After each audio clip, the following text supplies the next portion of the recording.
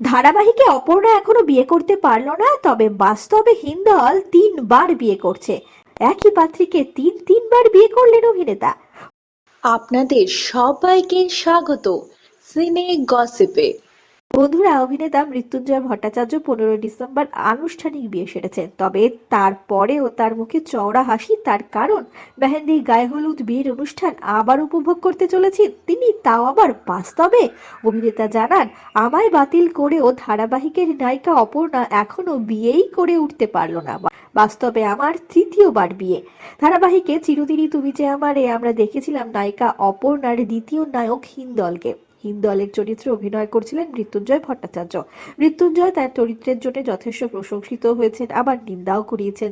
তার চিত্রনাট্য শেষ হয়েছে, হিন্দলকে প্রত্যাখ্যান করেছে অপর্ণা। সেই প্রসঙ্গই তুলে এনে অভিনেতা জানিয়েছেন, জনপ্রিয় সংবাদ মাধ্যমে ওই জন্যই চৈতালি দত্তকে 3বার বিয়ে করেছি। সেপ্টেম্বর মাসে আইনি বিয়ে সেরেছেন প্রথমবার, দ্বিতীয়বার বিয়ে করলেন 15ই ডিসেম্বর।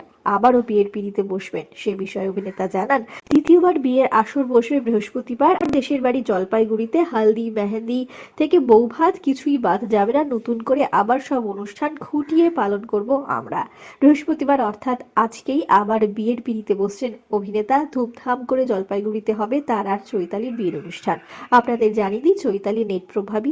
অভিনেতা আরো বলেন, তার বিয়ে সম্পর্কে, বিয়ে করব বলে টানা 3 সপ্তাহ ধরে শুটিং সেরেছি, একটা দিন ছুটি নিইনি। পাশাপাশি অফিসের চাকরিও আছে। এবার বিয়ে উপলক্ষে দিন 15 ছুটি নিলাম। নতুন বছরে নতুন জীবন শুরু করার পাশাপাশি নতুন ধারাবাহিকেও নজর কাড়বেন মৃত্যুঞ্জয়। চৈতালি আর মৃত্যুঞ্জয়ের জন্য রইল অনেক শুভেচ্ছা, অনেক শুভকামনা। আমরা হলাম সিনে গসিপ। জুড়ে থাকুন আমাদের সঙ্গে, সাবস্ক্রাইব করুন আমাদের এই ইউটিউব চ্যানেলটি।